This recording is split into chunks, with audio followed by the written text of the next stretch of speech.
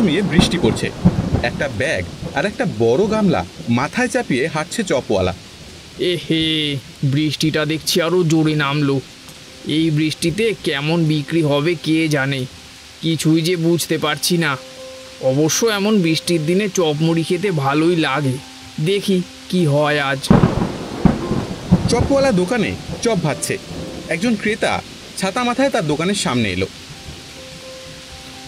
কই ভাই, কি কি চপ পাওয়া যাবে এখানে? এই তো বাবু, আলুর চপ, বেগুনি, পেঁয়াজি, মোচার চপ, ফুলকপির চপ, ভেজিটেবিল চপ সব আছে। আলু আর ফুলকপির চপ কত করে? আলু 5 টাকা আর ফুলকপি 7 টাকা। আচ্ছা, তবে 3টে আলু আর 5টা ফুলকপির চপ দাও দেখি। বাড়ির সবাই বায়না ধরেছে চপ মুড়ি খাবে। এই নিন বাবু। হ্যাঁ, এই যে দামটা।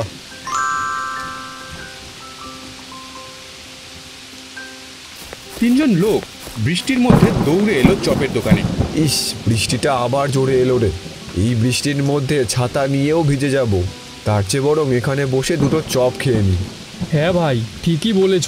বৃষ্টির দিনে গরম গরম চপ ভাজা খেতে ভালোই লাগবে। চপ খেয়ে তারপর বাড়ি ফিরবো, আর বাড়ির সবার জন্যও নিয়ে যাব। চলো। ভালোই বুদ্ধি বের করেছো। আমারও গরম চপ দেখে লোভ হচ্ছে। চপ খেতে খেতে বৃষ্টিটা ধরেও যাবে। এই যে দাদা, আমাদের দুটো করে গরম গরম আলুর চপ দিন তো। গরম দেখে দেবেন, ঠান্ডা যেন না হয়। আমাকে বেগুনি দিন, আলুর চপ নয়। আরে না না বাবু, সব চপ একদম গরম আছে, এক্ষুনি দিচ্ছি। তা আলুর চপ কত করে দাদা? আলু 6 টাকা করে বাবু, আর বেগুনি 7 টাকা। দাদা বেশি দাম বলছেন তো। বেশি কোথায় বাবু, সবজি আর তেলের দাম যে পুরো আকাশ ছোঁয়া। আমার দামটা আরও বাড়াতে হবে, নইলে যে আর পেরে উঠছি না। ঠিক আছে ঠিক আছে, দাও তাড়াতাড়ি। এই নিন বাবু।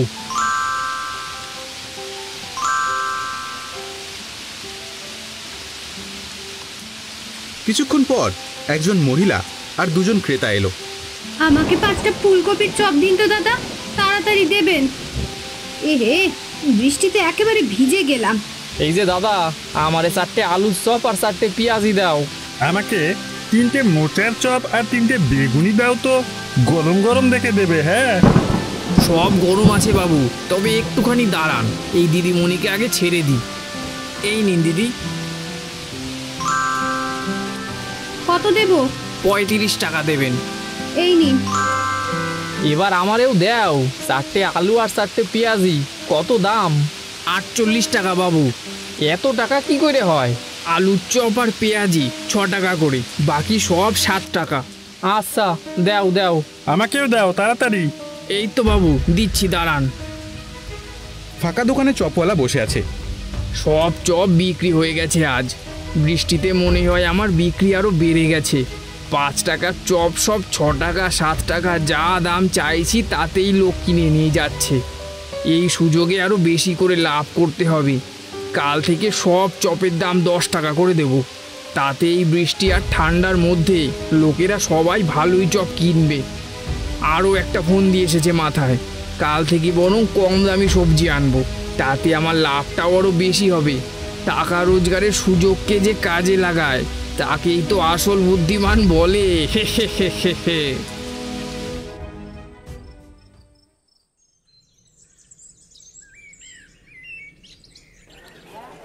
পরের দিন সকালবেলা চপওয়ালা বাজারে যায় সবজি কিনতে। তা হ্যাঁ গো ভাই, আলু কত করে দিচ্ছ? আলু আজ 18 টাকা কেজি। দাম আরও 2 টাকা বেড়ে গেল। আচ্ছা, ওদিকের আলুগুলো কত করে? ওগুলো পচা আলু দাদা। পুরো পচা তো নয়, আমি ওগুলোই নেব। তা কত করে দিতে হবে সেটা বলো। ওগুলোর আর কত দাম দেবেন? 5 টাকা কেজি করে দিন। আচ্ছা, তবে 5 কিলো দাও। আর ওদিকে যে ফুলকপি আর বেগুনগুলো রয়েছে ওগুলো কত করে? ওই সবজিগুলো খারাপ হয়ে গেছে মোহনদা। আহা, ওগুলো এখনো পুরো খারাপ তো হয়নি। কত করে দাম তুমি সেটা বলো আমায়। ভালো সবজি 40 টাকা কেজি, আর খারাপ সবজিগুলো 10 টাকায় দিয়ে দেবো। তাহলে ওই সব রকম সবজি আমাকে 3 কিলো করে দাও। কিন্তু সব পচা সবজি নিয়ে আপনি কি করবেন মোহনদা? আরে আমার বাড়িতে গরু ছাগল আছে, ওদেরকে এইসব খেতে দিই। ও আচ্ছা, সেটাই ভাবছি। পচা সবজি তো আর কেউ এমনি এমনি নেয় না। হ্যাঁ হ্যাঁ, এবার দাও দেখি, তাড়াতাড়ি করো। এই যে নিন। এই পচা সবজিগুলোতে ভালো করে মশলা মাখিয়ে এমন চপ ভাজবো যে ভেতরের জিনিসগুলো টাটকা না পচা কেউ তো বুঝতেই পারবে না। চপওয়ালার দোকানে বড় সাইনবোর্ডে লেখা রয়েছে প্রতিটি চপ 10 টাকা করে। চপওয়ালা চপ ভাজছে। মোহনের চপ ভাজা খেতে লাগে ভারী মজা। গরম গরম চপ যদি চাও মাত্র 10 টাকা দাও। হে হে হে হে হে। আজও বৃষ্টি নামছে দেখছি। এবার দ্বিগুণ দামেই আমি এই পচা সবজির চপ বিক্রি করব আর অনেক টাকা লাভ করব।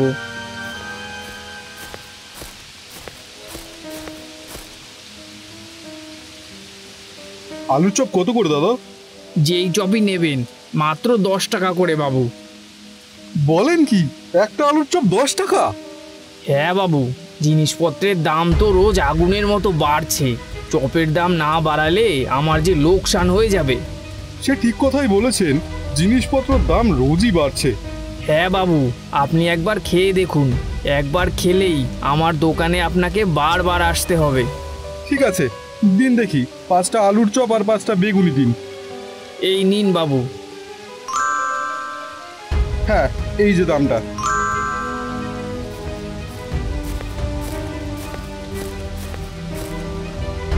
চপের দোকানে একজন মহিলা আর একজন ভদ্রলোক এলো। চপ গরম আছে তো? হ্যাঁ হ্যাঁ দিদিমণি, সব চপ একদম গরম আছে। আমাকে 5টা ফুলকপির চপ দিন আর 5টা পেঁয়াজি। এই নিন দিদিমণি। কত দাম হলো? 100 টাকা হয়েছে। সব কটা চপের দাম 10 টাকা করে। সে কি, দাম বাড়লো নাকি? হ্যাঁ দিদিমণি, আজকের থেকে যেই চপই নেবেন না কেন সব কটার দাম 10 টাকা। ওই যে বোর্ডে লেখা আছে দেখুন। আচ্ছা, এই নিন। কই, আমাকে দাও এবার, তাড়াতাড়ি করো, নইলে যে আবার বৃষ্টিটা শুরু হয়ে যাবে। আমাকে 6টা আলুর চপ আর 6টা মোচার চপ দাও। এই তো দিচ্ছি বাবু।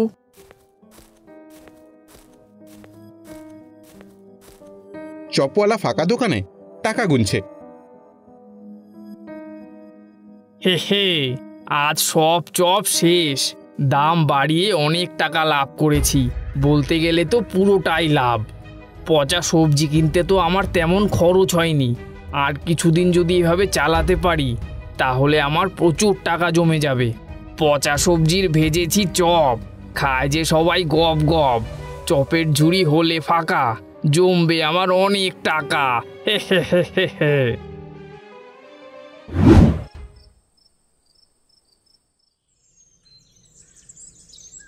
চপ খাবার পর সবজিওয়ালার বউ আর তার ছেলে ঘরে বসে আছে। উফ মাগো, আমার পেট খুব ব্যথা করছে। উফ। কেন রে, পেট ব্যথা করছে কেন? ও, একটু আগে তো চপ খেলি, মনে হচ্ছে ওই চপ খেয়েই তোর এত পেট ব্যথা করছে। আমারও পেটের ভেতর কেমন অস্বস্তি হচ্ছে।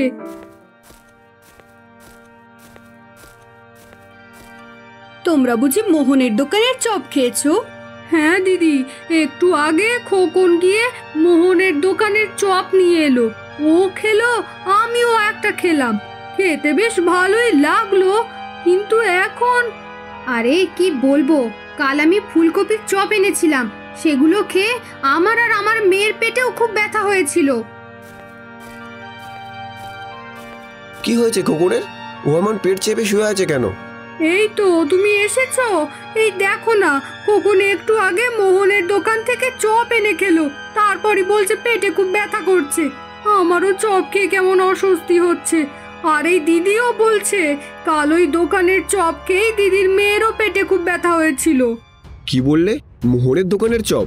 ওই মোড়ের মাথায় যার দোকান? আর কোনো চপ আছে? হ্যাঁ, তোমার জন্য রেখেছি তো, এই নাও। যা ভেবেছিলাম তাই। আমার দোকান থেকে পচা সবজি কিনে ওগুলো দিয়ে চপ বানিয়ে বিক্রি করছে। হ্যাঁ, তাই নাকি? পচা সবজি দিয়ে চপ বানাচ্ছে? হ্যাঁ দিদি, কিন্তু কাল থেকে আর ওই খারাপ জিনিসও বেচতে পারবে না। কাল আমি পাড়ার ছেলেদের নিয়ে যাব আর ওর ব্যবসা বন্ধ করব। আপনিও থাকবেন? হ্যাঁ, একদম ঠিক, সেটাই করতে হবে। কাল আমিও যাব।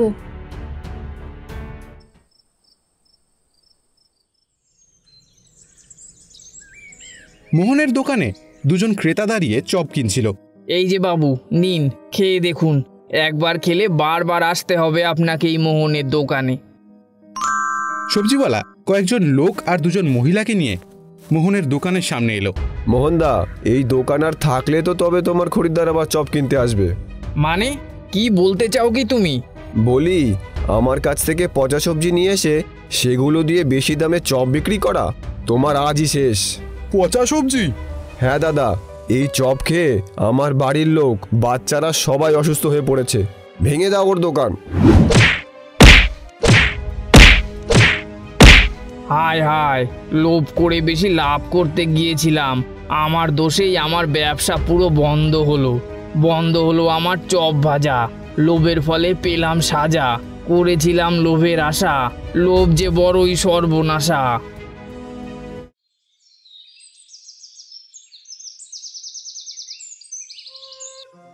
বিলাসপুর নামে একটি ছোট্ট গ্রামে রতন তার বৃদ্ধ মার সাথে বাস করত। রতন পুকুরের মাছ ধরেই কোনো রকমে সংসার চালাতো। একদিন দুপুরে রতন মাছ ধরে বাড়ি ফিরে আসে। মা, ও মা, খুব জোর খিদে পেয়েছে, তাড়াতাড়ি কিছু খেতে দাও। মা, এখন তো নদীতে মাছ নামেই আছে। আমার তো খুব চিন্তা হচ্ছে, যদি এইভাবে চলতে থাকে তাহলে আমি সংসারটা কিভাবে চালাবো? আরে বাবা, তুই চিন্তা করিস না।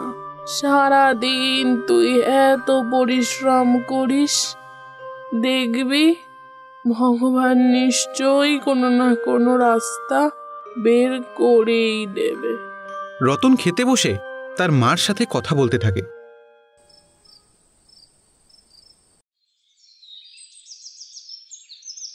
পরের দিন সকালে রতন মাছ ধরতে নদীর দিকেই যাচ্ছিল।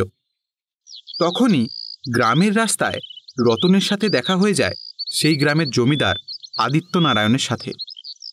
কি ভাই রতন, সকাল সকাল কোথায় চললে? এই তো জমিদার বাবু, ওই নদীর দিকে যাচ্ছিলাম মাছ ধরতে। আপনি তো জানেনই, ওই মাছ ধরেই আমার সংসার চলে। তাহলে ভাই রতন, তুমি আমার একটা কাজ করে দাও। আগামী বুধবার আমার বাড়িতে একটা অনুষ্ঠান আছে। তুমি আমার জন্য বেশ বড় সাইজের 4টে কাতলা মাছ এনে দিও। ঠিক আছে বাবু, আমি বুধবার দিন সকাল সকাল আপনার বাড়িতে 4টে বড় সাইজের কাতলা মাছ দিয়ে আসব। আপনি কোনো চিন্তা করবেন না। এই কথা বলে রতন সেখান থেকে চলে যায়। অনুষ্ঠানের দিন সকালে রতন বেশ বড় সাইজের 4টে কাতলা মাছ নিয়ে উপস্থিত হয় জমিদার আদিত্য নারায়ণের বাড়িতে। আরে রতন, এসো এসো, নিয়ে এসেছো? হ্যাঁ জমিদার বাবু, এই নিন কাতলা মাছ। বাহ বাহ বাহ, বেশ বেশ। এই কে আছিস, মাছগুলো নিয়ে যা। বাবু, কিছু যদি মনে না করেন তাহলে একটা কথা বলি। হ্যাঁ হ্যাঁ, বলো বলো। জমিদার বাবু, আপনি তো জানেনই আমার বাড়ির অবস্থা। এইভাবে মাছ ধরে আর সংসার চালাতে পারছি না। আমার বাড়িতে বৃদ্ধা মা রয়েছে। এই বয়সে যদি তাকে দুবেলা দুমুঠো না খেতে দিতে পারি তাহলে সে আর বেশি দিন বাঁচবে না। তাই আপনি যদি আমাকে কিছু টাকা ধার দিতেন তবে আমি আমার মাকে কদিন ভালো মন্দ খাওয়াতে পারতাম। ঠিক আছে ঠিক আছে, তুমি একটা কাজ করো, তুমি কাল সকালে এসো। আচ্ছা ঠিক আছে জমিদার বাবু।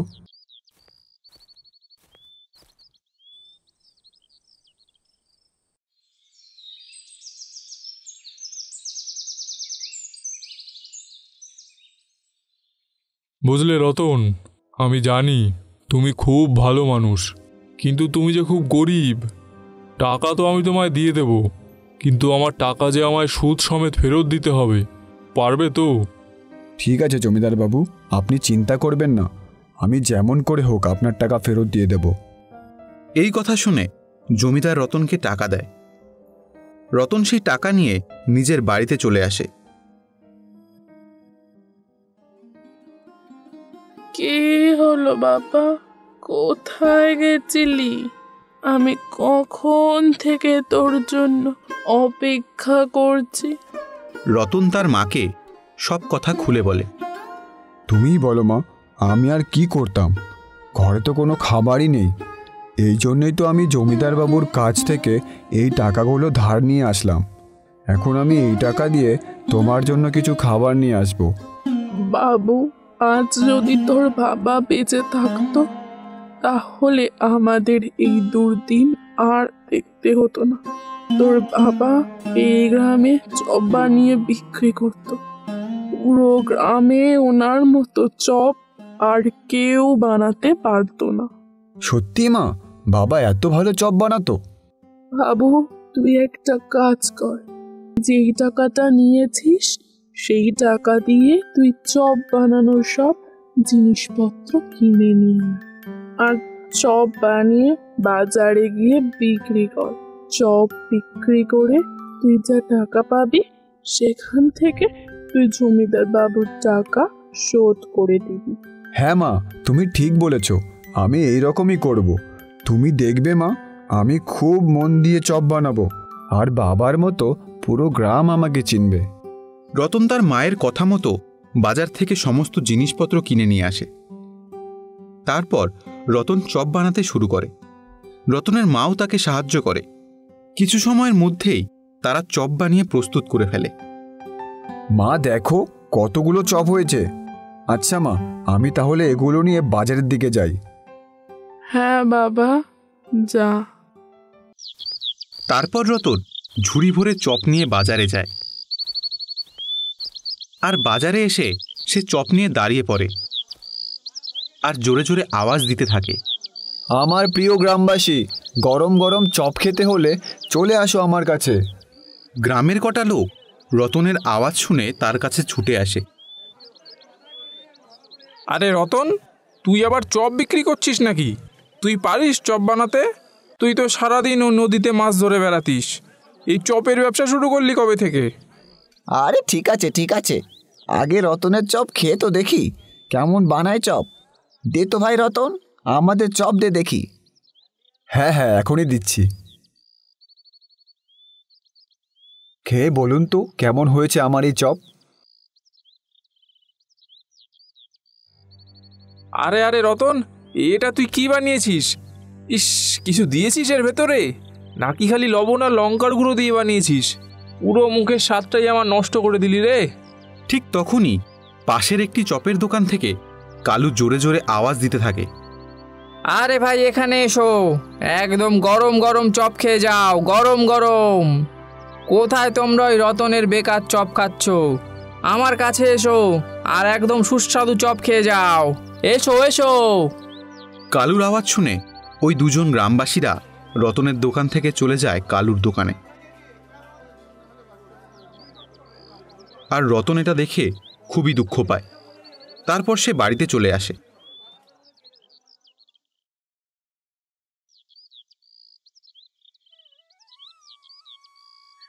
আরে বাবা, তুই চলে এসেছিস? কি হলো, তোর বানানো চপ গ্রামবাসীরা পছন্দ করেছে? না মা, গ্রামের লোকেরা বলে আমার চপে নাকি কোনো স্বাদই নেই। জমিদার বাবুর কাছ থেকে আনা টাকা দিয়ে তো সব চপ বানানোর জিনিস কিনেছি, এবার চপ সুস্বাদু বানানোর মশলা আমি কোথার থেকে পাবো?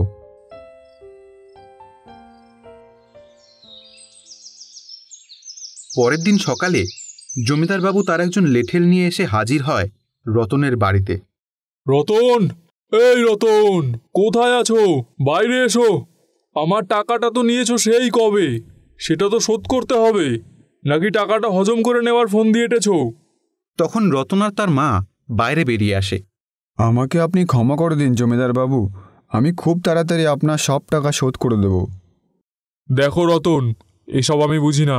আমার টাকা আমাকে সুদে আসলে ফিরিয়ে দিতে হবে, আর যদি না দিতে পারো তবে কিন্তু তোমার বাড়িটা আমি আমার দখলে নিয়ে নেব। তারপর আমাকে আমার টাকা শোধ করে তোমার বাড়ি আমার থেকে ছাড়িয়ে নিতে হবে। না না জমিদার বাবু, এমন করবেন না, আমি গরিব মানুষ। আপনি যদি আমার বাড়িটা নিয়ে নেন তবে আমি আমার বৃদ্ধ মাকে নিয়ে কোথায় যাব?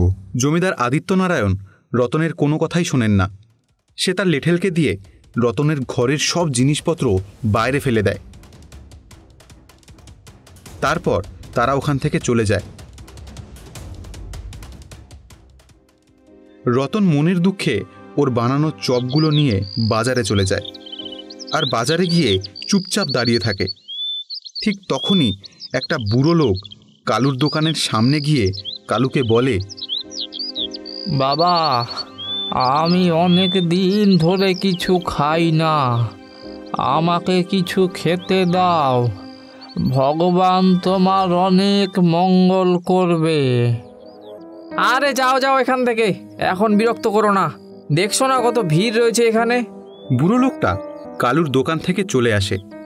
তারপর সে রতনের দোকানের সামনে এসে রতনকে বলে, বাবা, আমাকে কিছু খেতে দাও, খুব খিদে পেয়েছে। আমার কাছে কিন্তু কোনো টাকা পয়সা নেই, যদি আমাকে তুমি কিছু খেতে দাও তাহলে আমি বড় উপকৃত হব বাবা। আরে হ্যাঁ হ্যাঁ, কেন দেব না? আমার আপনার কাছ থেকে কোনো টাকা চাই না। দাঁড়ান, আমি আপনাকে আমার হাতে বানানো চপ খাওয়াচ্ছি। জানেন তো বাবা, কেউ আমার হাতের চপ খেতেই চায় না, কারণ লোকে বলে এই চপ নাকি সুস্বাদু না। এই নিন বাবাজি, আপনি এটা খেয়ে আপনার খিদে মেটান। এরপর রতন ওই বুড়ো লোকটির হাতে একটি চপ দেয়, আর বুড়ো লোকটা সেই চপটি চুপচাপ খেতে থাকে। তোমায় অসংখ্য ধন্যবাদ বাবা, তোমার বানানো চপ খেয়ে আমার মন ভরে গেল। তোমার চপ কিন্তু খুব সুস্বাদু ছিল। আপনি সত্যি বলছেন বাবা?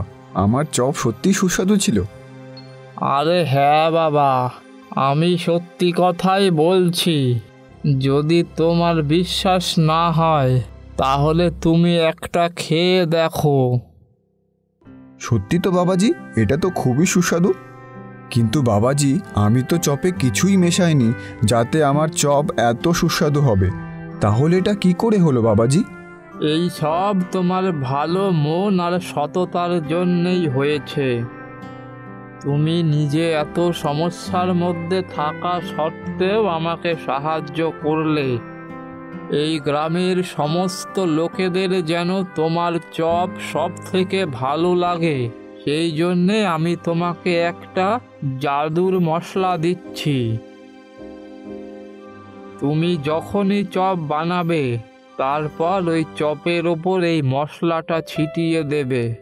তারপর দেখবে তোমার বানানো ওই চপ পুরো গ্রামবাসীরা চেটেপুটে খাবে। কিন্তু হ্যাঁ বাবা, একটা কথা মাথায় রাখবে, যখনই এই মশলা কোনো লোভী মানুষের হাতে পড়বে তখনই কিন্তু এই মশলা তার উল্টো কাজ শুরু করে দেবে। আপনাকে অসংখ্য ধন্যবাদ বাবাজি, আমি আপনার এই কথা সবসময় মাথায় রাখব। ওই বুড়ো লোকটা ওইসব কথা বলে সেখান থেকে উধাও হয়ে যায়। তারপর রতন তার বাড়ি ফিরে যায়। বাড়িতে গিয়ে সে তার মাকে সব কথা খুলে বলে। রতনের সব কথা শুনে তার মা খুব খুশি হয়ে যায়, আর তারা দুজনে মিলে আবার নতুন করে চপ বানাতে শুরু করে। চপ বানানো হয়ে গেলে রতন সেই বুড়ো বাবার দেওয়া মশলাটা চপের ওপর ছড়িয়ে দেয়, আর চপ নিয়ে পৌঁছে যায় বাজারে। আর বাজারে পৌঁছতেই সেই চপের গন্ধে কিছু গ্রামের লোকজন রতনের কাছে দৌড়ে আসে।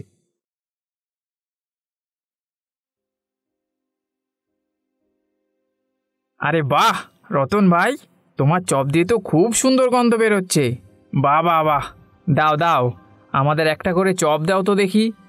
হ্যাঁ হ্যাঁ, এক্ষুনি দিচ্ছি।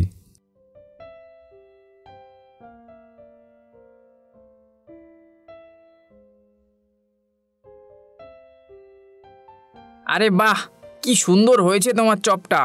এত সুন্দর চপ তো আমি কোনোদিনও খাইনি ভাই। সত্যি ভাই রতন, খুব সুন্দর হয়েছে। তুমি আমার বাড়ির জন্য বরং 6টা চপ দিয়ে দাও। কিছু সময়ের মধ্যেই পুরো বাজারে রতনের চপের গন্ধ ছড়িয়ে পড়ে, আর ধীরে ধীরে রতনের দোকানের সামনেও ভিড় হয়ে যায়। রতনের সব চপ বিক্রি হয়ে যায়। এভাবেই রতন রোজ চপ বানায় আর ওপর দিয়ে সেই জাদুই মশলা ছিটিয়ে দেয়। রতনের তৈরি চপের নাম ডাক পুরো গ্রামে ছড়িয়ে পড়ে। এভাবেই চলতে থাকে বেশ কিছুদিন। রতনের এইরকম বিক্রি দেখে তার পাশের চপের দোকানদার কালুর খুব হিংসে হয়। একদিন কালু লুকিয়ে লুকিয়ে দেখে রতন তার চপে কি একটা মশলা ছেটাচ্ছে। এই দেখে কালু মনে মনে ভাবে, এই মশলার জন্যেই মনে হয় রতনের চপগুলো এত ভালো চলে। ওই মশলাটা যদি আমি হাতিয়ে নিতে পারি তবে আমার দোকানও খুব ভালো চলবে। একদিন রতন দোকান ছেড়ে জল আনতে যায়, আর সেই সুযোগে কালু রতনের দোকান থেকে মশলাটা চুরি করে নিয়ে যায়। এইবার দেখ রতন, আমার চপের দোকান কেমন চলে। কালু তার চপের ওপর ওই জাদুই মশলাটা ছিটিয়ে দেয়, আর ঠিক তখনই দুজন লোক কালুর দোকানের সামনে আসে। আরে ভাই কালু, একটা চপ দাও তো দেখি, খুব খিদে পেয়েছে, একটু তাড়াতাড়ি দিও। হ্যাঁ ভাই, এই নাও। কালুর চপ খেতেই লোকগুলোর গলা জ্বলতে শুরু করে।